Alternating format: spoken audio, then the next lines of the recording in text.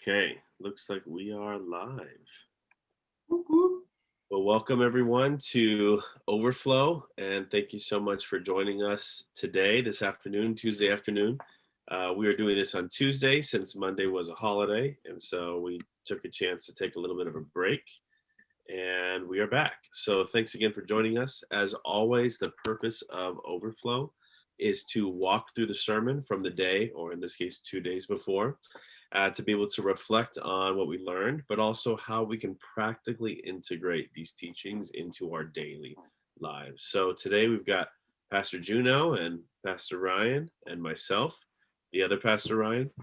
And Juno gave us our sermon, and so he's going to give us a little recap before we dive into some discussion. So Juno, take it away. Okay. Hey, thanks, Ryan.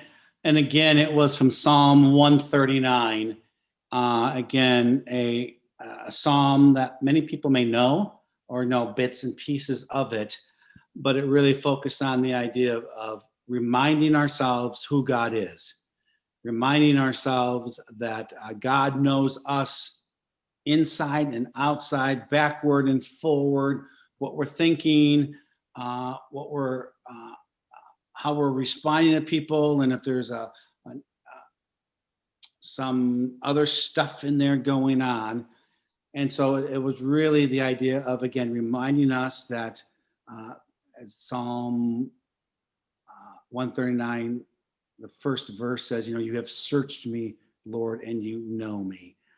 The idea that God has created us, and uh, in remembering that reality, we can have confidence as we go into our relationships, as we go into our conversations with other people, knowing that we're not just a piece of dirt that is kicked off to the side, but that the God of creation knows us, has wired us, loves us deeply, and to remember that so that we can have the energy and the courage to have other conversations that, let's make sure we're on the same page, aligning expectations, or, I'm assuming this of you, but help me to clarify. I just don't want to be reading your mind. Anyway, so the whole idea is being secure in who we are because God has created us. Then I talk about the infamous refrigerator magnet, often that we see, or on coffee cups and things. For you created my inmost being, you knit me together in my mother's womb. I praise you because I am fearfully and wonderfully made. And that's the verse that so many people quote and lean on. And what the tension is that we lean on, I praise you because I'm fearfully and wonderfully made, and forget the reality that it's the God of creation that has put me together from in my mother's womb. And because of that, I am fearfully and wonderfully made. And so it's just too easy to think I'm fearfully and wonderfully made, and forget the reality that it was God who created me. And it's in that reality, again, that we lean into the idea of and have the energy to strengthen our relationships and to clear up misunderstandings and to help us to move forward. So that's about it. Awesome. Yeah, thanks for giving that recap. Some of the things that I was thinking about in response to the sermon is just how important I think Psalm 139 is as a foundation for this whole series.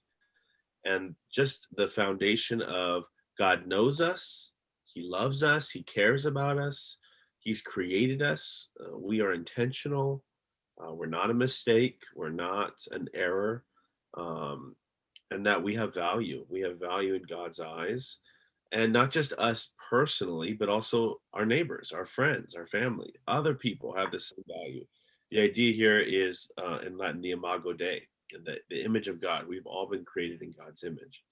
And so I think if we're going to be diving deeper into a lot of this emotionally healthy stuff, we have to know that we personally have value, that like we matter. We cannot just have a false humility of just ignoring our own needs or how we're made or how we're wired or how we function. But also, we have to value other people. We can't just look at others as the problem. And I think as humans, we tend to default to sort of one or the other. In our life, we either think most everyone else has got some pretty big issues, and if they would just get their stuff figured out, I'd be doing better. Or we think the opposite of I've got a lot of issues, and if I could just get it all together and figure myself out, that it wouldn't be such a burden to other people. And both are unhealthy. And so figuring out where we are, where we stand, and coming into this knowing that we are God's beloved and created children, that He wants to be in deep relationship with, that have some work to do, no doubt, that separated from God, we are forever in sin. But in Christ, we're redeemable. We are renewable. We are um, able to be saved and healed and made whole. And so, really embracing that as I think a crucial foundation in this whole process, I think is really important. Yeah, Ryan, I really like what you said about how there's two extremes that people tend to default towards, and we need to find the middle ground. I taught, I always teach one of the sermon topic at youth backstage, and I usually do it in more discussion to get the like high school, junior high students more engaged and listening and interacting.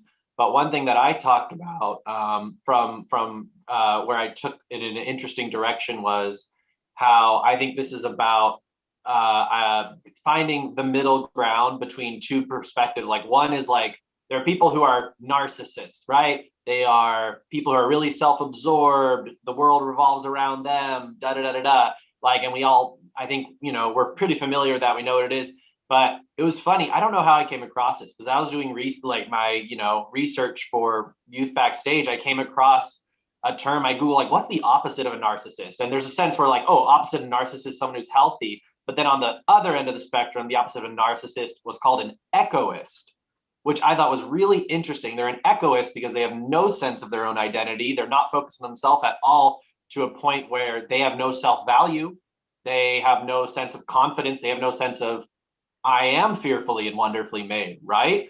They've completely like given that up and abandoned that. So it's like, I don't know. I just thought it was really interesting. And one sign of an echoist is like you prioritize relationships over yourself, and you will make self-sacrifices to maintain these relationships to the point where you completely lose yourself for others and to try and focus and meet the needs of others. So I think like the challenge of this is to find the middle ground where we are confident in who we are. We are confident that we are fearfully and wonderfully made, and God loves us, and we have a purpose, and we are important and valuable, while also recognizing that we should be others focused and we should be using that to love and serve others. And also recognizing that even though we are fearfully and wonderfully made, we're still broken by our sin, which I think is another important component to it. So I think it's really like finding the perfect middle ground between those two extremes and centering our identity in that. Yeah, that's a really interesting opposite, the idea of the echoist. And I know. I had never heard of it until literally Sunday morning doing research for this. And I was like, this is really interesting. And there were even for me, there were a few of the bullet points about the echoist that I felt like identified with me, where maybe, I've I definitely wouldn't say I really, really identified with it, because there are definitely some things that were too extreme for me. There are points where maybe I sacrificed my own sense of self to try to please others. And that was something that I processed through a bit while I was doing the notes on that. So anyways, and I feel like also it was important. I thought that was cool to bring up in the high school context, because I think students don't often know who they are or trying to still figure out who they are. And they need to hear that their friends don't define them, their school doesn't define them, God defines them. And that's really what Juno's sermon was about. God knows us, He knows us intimately, He knit us together in our mother womb, and God defines who we are.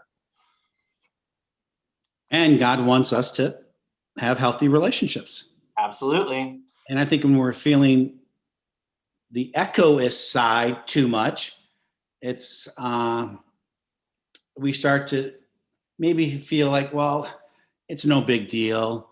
I'll let them take advantage of me again, or I'll keep giving up who I am for the sake of pleasing them. And God hasn't called us to that. And if it happens, that's life, but let's hopefully, because of what we're learning, let's take healthy steps to work through that. So Yeah, and I think you're absolutely right. I think it's like, we still need to have an others focused, servant minded mindset, but not at the point where we're sacrifice, like if we're so focused on like serving in the church that let's say for me in my future that my wife feels neglected and my kids feel neglected and I'm not doing my role as a father, and then also that I'm completely burnt out and frustrated and now I'm acting out in anger because I'm serving so much, I'm just burnt out, right? Like that's not what God wants for us. Even if you have a good heart behind your motivation, it's not healthy. So I think it's finding the health where you can give and serve and be others focused, but you're also protecting your own emotional needs. So it's a kind of a tightrope. So I think it'll be really hard to walk on it perfectly. And I think for me, I would tend to usually maybe fall off a little more towards that side of echoist. And there's probably some people maybe at times fall off a little more towards narcissists. And I don't want to say that like, oh, you should feel really bad about it, but just be self-aware where we need to grow.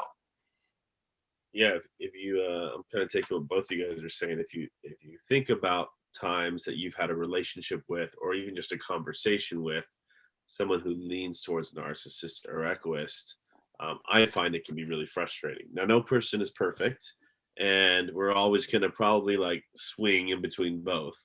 But if you've ever had a conversation with someone, an extended conversation where they mostly just talk about themselves, they don't really ask you about how you're doing. When it's your time to share, they just think about how they can share something else as soon as they get a chance to. When they're sharing, you're like, oh, how was that experience for you? Or what was this like? You're giving follow-up questions or reflective listening questions, or you're trying to be a good listener and engage, but they just seem to be so in their world of how they were inconvenienced or how well they're doing or how excited they are about themselves that they can't get around to engaging with you. Like that's annoying. That's frustrating. That feels very one-sided. And that's exhausting. That only lasts for so long. But the other one, the echoist, the same is true, just in a different way. Initially, if I have a conversation with someone and their responses are all favorable, like, wow, that's amazing. You do that? Oh, this is great. I want to try that. I want to be just like that. And initially, I think, wow, I guess I am a pretty great person. Wow, this person wants to be just like me. But after a while, it's what my 5-year-old keeps telling my 3-year-old: stop copying me, stop copying me, stop copying me. And what? stop copying me. Copying. Okay. Okay. Yeah. Sorry. He's copying me. She's copying me. Oh. Like after a while, it's like, no, I want a relationship with someone who's different than me, that we can bounce ideas off each other and engage and have different passions or ideas or thoughts, or have conversation. I don't need someone who wants to just absorb everything I value or do or am. That's not healthy either. So I just think about the different times we are tempted to be the narcissist or the egoist, or in a relationship with people that function more in those ways, and how much that just prevents and inhibits a healthy relationship between two unique individuals. Mhm. Yeah, for sure. And yeah, I think another thing I'll add, since I brought up the echoist thing, is I feel like based on what I read, I would say that being an echoist often comes out of a place of maybe emotion, like childhood trauma or neglect. And it talked about how, like, if you were a kid and your needs were never met, then your coping mechanism is you completely abandon expressing your needs so that you don't feel disappointed when they're not met. you know so I think there's an element of like, traumatic things can lead to having that type of approach.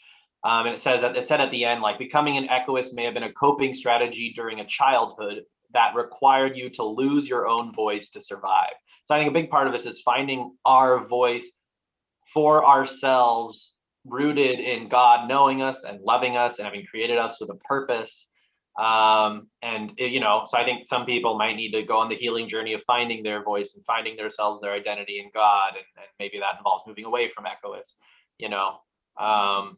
Whereas I didn't do as much research on like how narcissism starts, but I mean, I don't know, maybe just, I don't know. Maybe this is a bad stereotype, but the only child syndrome, I don't know.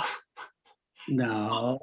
I'm just saying, like, there's the stereotype that only children are spoiled because their parents spend all their time focusing on them. And I'm not saying that's true, but I don't know. I don't know where narcissism necessarily comes from. But Well, I think it is true to a degree, right?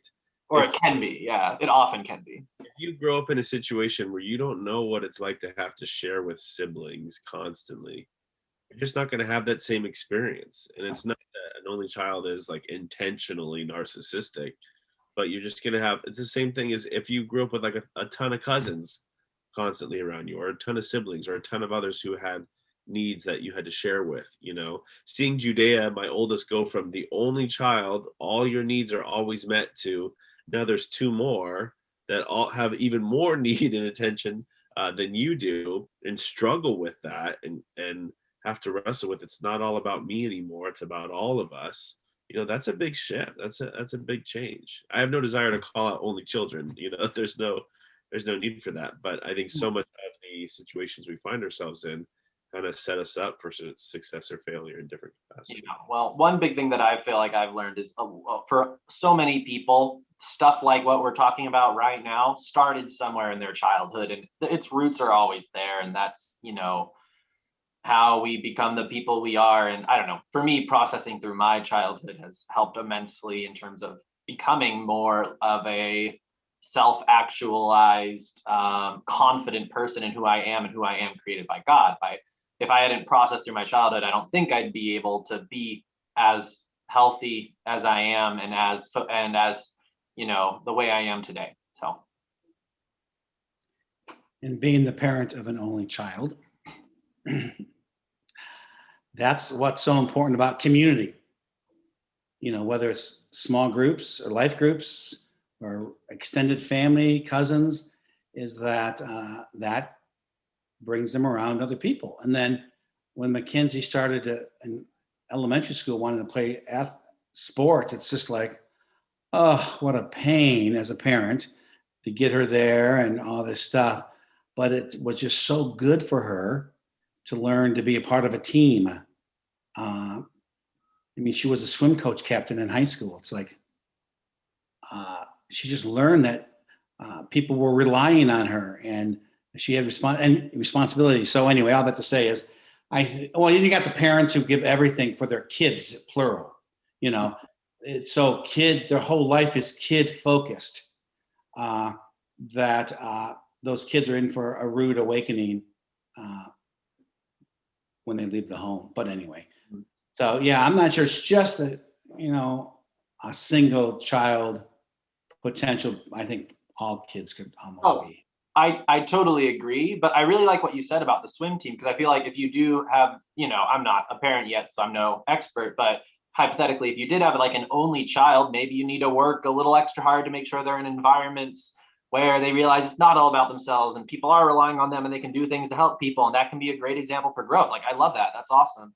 Whereas if you maybe, like, I don't know, 2 to 3 kids being the middle ground, but if you had like 4, 5, 6 kids, you need to make sure that your 5th kid doesn't feel ignored or overlooked, or, has lost their voice because they feel like they're less important than their siblings.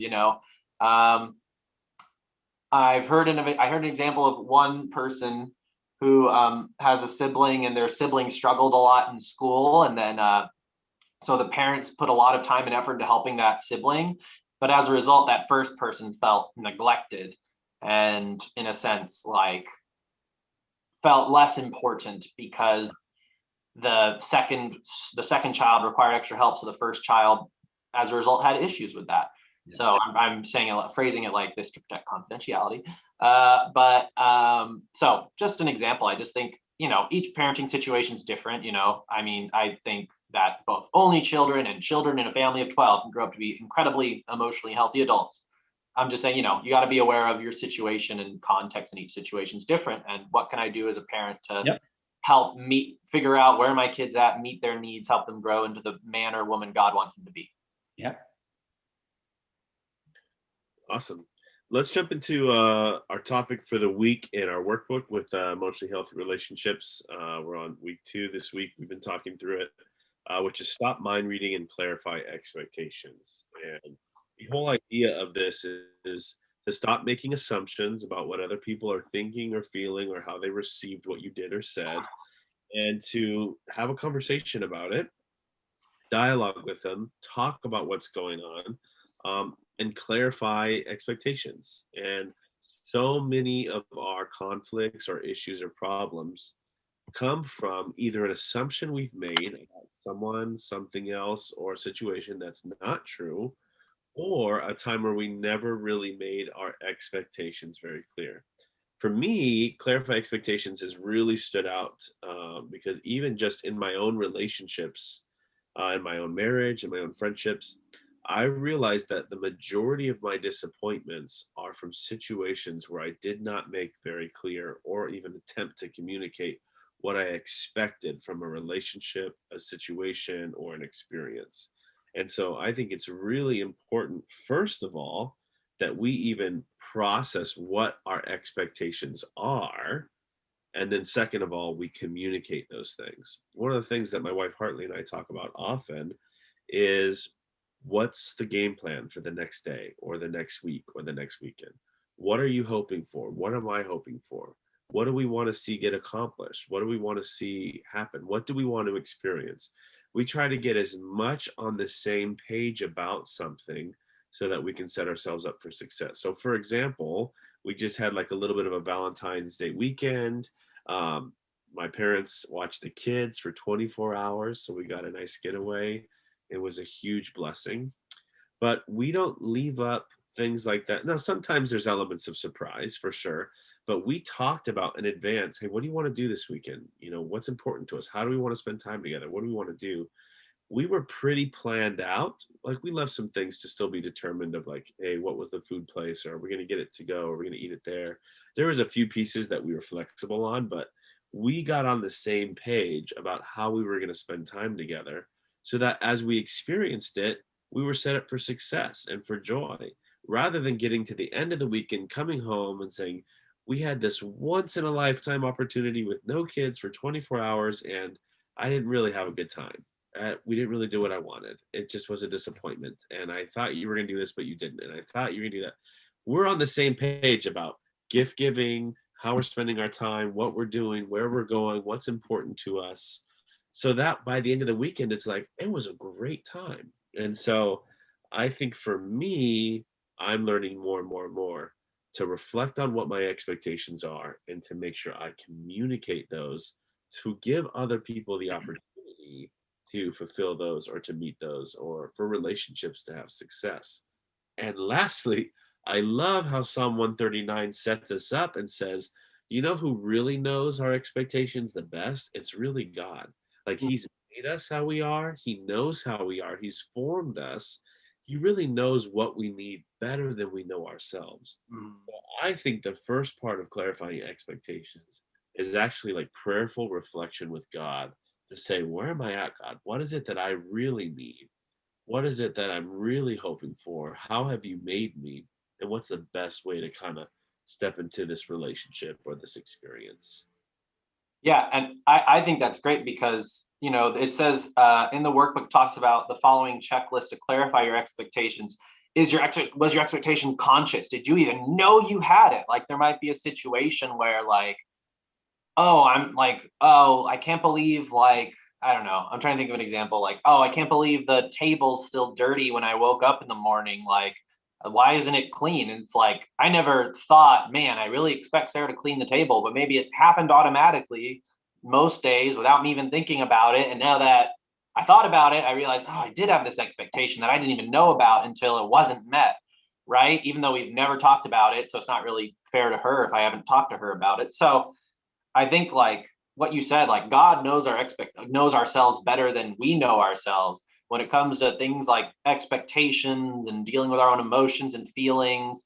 Like, God knows things that we feel deep down that we haven't even processed yet. Like, maybe there's a hurt, like hurt from our childhood or our past, or some way we've been hurt by a past relationship or boyfriend or girlfriend or something, and that somehow influences our marriage now because there's like emotional baggage there. God knows all those things. I think a big part of this is working through your own baggage and working through your own issues and processing and trying to pray to God and give those to God so that you can have those expectations and talk about them and agree with them with the people, in a healthy way, the way expectations should be. Any expectation that you haven't communicated or isn't conscious is not really a fair expectation by definition. No doubt, Ryan. It reminds me of couples, engaged couples going through pre-marriage counseling.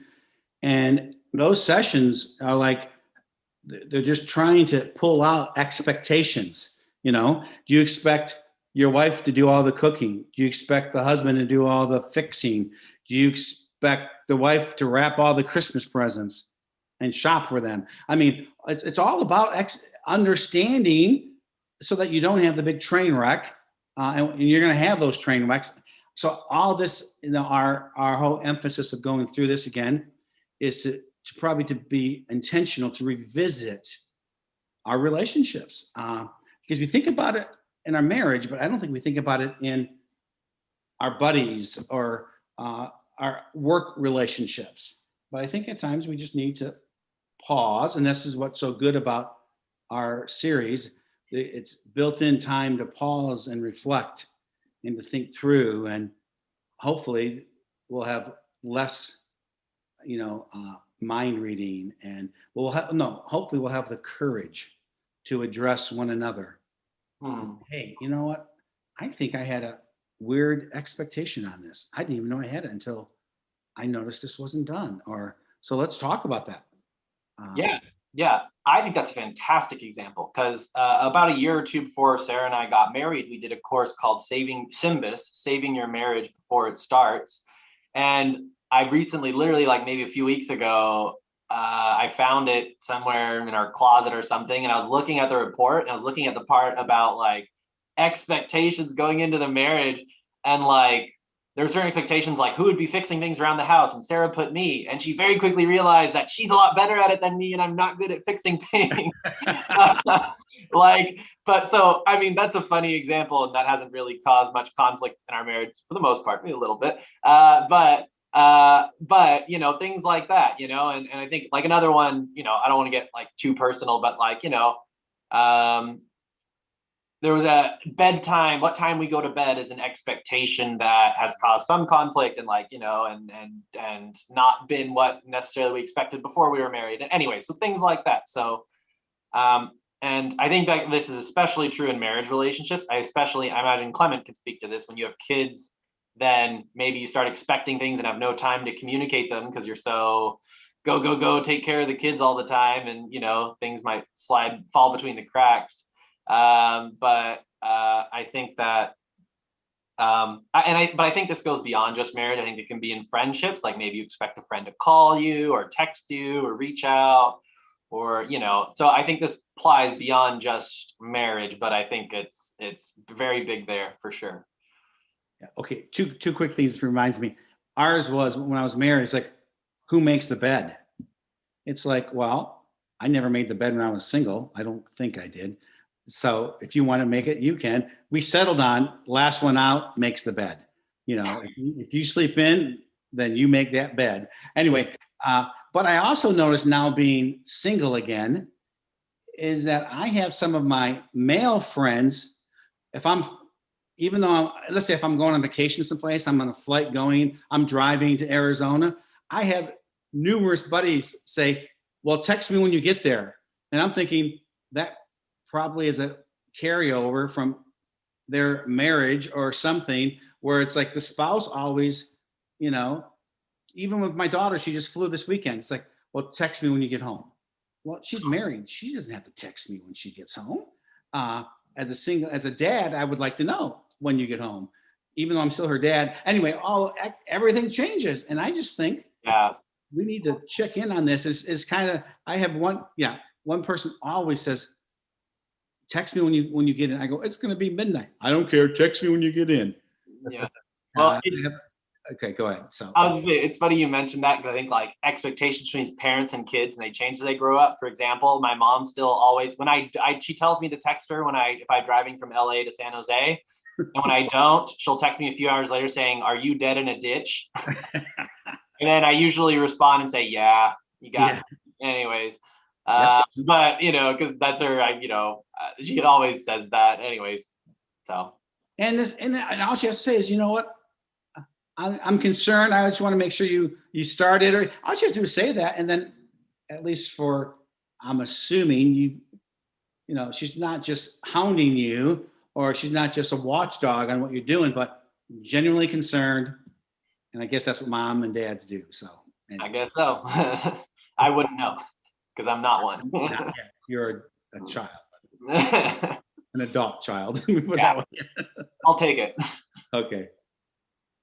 Yeah, I think for me, some of the phrases I use are like, one of them is, "Hey, what I'm hoping for," and I think that's a nice way to share an expectation without it being like an ultimatum. Like, you better make sure that I just think as I meet new people, or I make new friendships or relationships, or even relationships I've had for a long time, I try to use this light, accessible language that just lets people know like the direction I'm headed, or, hey, I'm hoping that our lunch together on Wednesday, we could talk a little bit about our future camping trip together, and that just sets a little bit of a stage for something that I want to accomplish. Or I'm hoping that our friendship could be something that we continue to meet up regularly once a month at least. It might feel a little like cut and dry, but I think it's helpful to just be on the same page with people. And I think it really helps to eliminate disappointment with, I thought you were going to be there for me for all these things. No, I just wanted to talk to you once. It's just so much kind of conflict in all relationships. So that's kind of my new thing. Like, when I meet people, like, I don't want to say like, hey, here's my phone number, but like, don't ever call me because I'm not going to talk to you unless I want to call you. Like that's horrible. Nice friend there, Ryan. No. But I like to say like, hey, like, shoot me a text, if you ever need anything, or just something that's like a realistic expectation. Or, hey, I'd love to get together again in a few weeks, I'll reach out to you if that's cool, just kind of like a gentle way of saying, here's what I'm hoping for. Like, if you're in agreement with that, then let's do it, kind of a thing. And even thinking back to couples and vacations, we always went to the same spot because we loved it. But to be able to say, hey, so what are you hoping to do? Or what are you hoping that happens this year? Because people change and needs change. And if you've been, if home has been horribly hectic, maybe this vacation, doing nothing is what you need. Uh, Another time, it's like, no, I want to go to, and I'm just like, okay. Anyway, it just opens up the doors for, like you said, Ryan, for conversations. What do you hope for? Or, hey, I'm really looking to do A, B, and C. What are you thinking? And ours unfortunately always revolved around what restaurants you want to go to this time. So, and it's great when they all line up the same. So. That's awesome. That's awesome. So again, I know the whole idea of, even I use the word, help me to understand, even with clarifying expectations, or, boy, I'm feeling this, I'm feeling uncomfortable. Something feels weird. Are we okay on some, just to say, there, so much of, I think so much of our emotional relationships just need that little kickoff opening line, not a pickup line, but like a opening line about something's wrong, or I need clarification, or, hey, what about this? And when we learn those that fit our personality or that your relationship, then they just go so much better. Yeah, agree. Yeah. I don't think we have time to get all into this, but I wanted to at least highlight it real quick, and maybe you guys can offer a quick comment or two. But the other part of the lesson is about stop mind reading. And one thought I had about this is that I feel like this is a issue for a lot of people, especially like a lot of my friends who are in their like young 20s, late teens, even some like high schoolers. There's a lot of drama because you assume someone's mad at you, or you assume someone's, like said something behind your back because you heard it from hearsay from someone else, but you don't even actually know that happened. And I think that can be a real relationship destroyer, because now you're like, oh, they're like, they said something behind my back, or oh, they're mad at me, and they don't feel that at all. So, and it says in the workbook, like one of the absolute key principles of stop mind reading is never assume you know what a person is thinking or feeling. So I just think if we're gonna have healthy relationships with people, around us, especially people who are close to us, that should be something we absolutely apply to our relationships. And if we ever have any doubts about that, then we should be, the whole point of the stop mind reading activity is you go and you say, hey, this is what happened.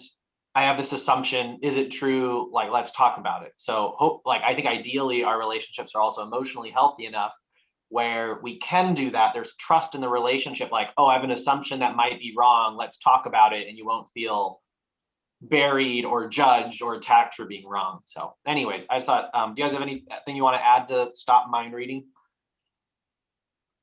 Well, just from the video and the book, the whole idea of we can spend so much time on false mind reading, or again, I think it runs a pretty close thing to expectations.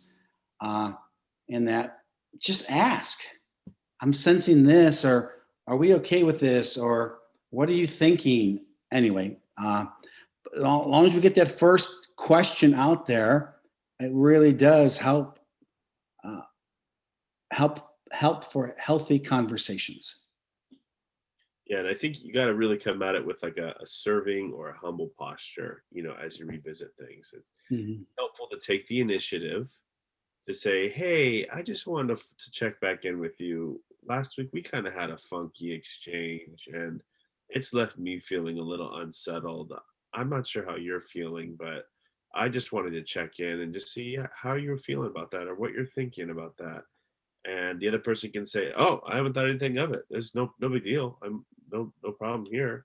Or they might say, yeah, I've been really, really frustrated because you just totally bailed on me and I'm still pissed. And then that opens a door for, I'm sorry, I messed up. Would you forgive me? And but you have to have that humble serving posture, because you can't go in to stop mind reading with like, so I noticed you've been still having a problem with me. So like, we're supposed to talk about this. Like, what's your problem? I don't want to read your mind and think that like I know it. So just tell me like why you got issues with me. Like I don't know that somebody's going to respond very favorably to that, but inviting them into a safe space to share what they're thinking or feeling and being ready to validate that very quickly, I think is a really, really important thing. But I feel like even just, based on what you're saying, there's lots of times where you'll come to me and just say, hey, I just want to circle back, or I just want to check in on, what are you thinking about this or that? And it just opens the door for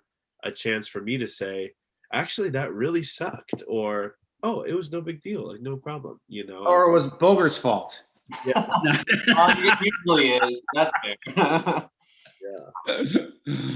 Okay. Yeah, but Clement, the example you gave, like, oh, well, you have an issue with me, da da da da. Like, that's a perfect example of an emotionally unhealthy way to approach stop mind reading and clarifying expectations and all those topics. And I think, like, the reason we're doing this series is because when two emotionally mature Christ followers who care about each other in relationship with each other, they should be able to have all these conversations without having to worry about it wrecking their relationship or things like that. Like, this should be something we're doing regularly, and if we're healthy in a mutual relationship, something that we're doing with, without apprehension or fear of it ruining the relationship. I'll say I had a conversation with Ryan Clement recently, a few weeks ago, where he gave me some feedback that was kind of tough. But one thing that I'll say about that is, like, I feel like he can give me tough feedback, but I trust him, and there's trust in our relationship. And I know that he's not judging me or going to throw me under the bus as a result, because I know that he's saying it only as a desire for me to grow, but in a non-judgmental way. So I think in that you model that well, Ryan, because I feel like you can have those hard conversations, and at least with me, I trust you and know that I'm not getting, you're not think I'm a terrible person because I'm imperfect, essentially. For sure. And in those situations, you have to put in extra effort to make sure what you're saying is being received well. You can't be so arrogant to think this person should just know that I love them and care about them and want the best for them. So they just need to receive this with love, even if I'm going to say it like I hate them. Like you have to go above and beyond to just say like, hey, like I want to set you up for success and I believe in you. And I think if you can pay attention to XYZ, I think it would only benefit you. And what do you think about that? Is a much better way to receive and experience those things. All right. I think we've exceeded our time. I think so too.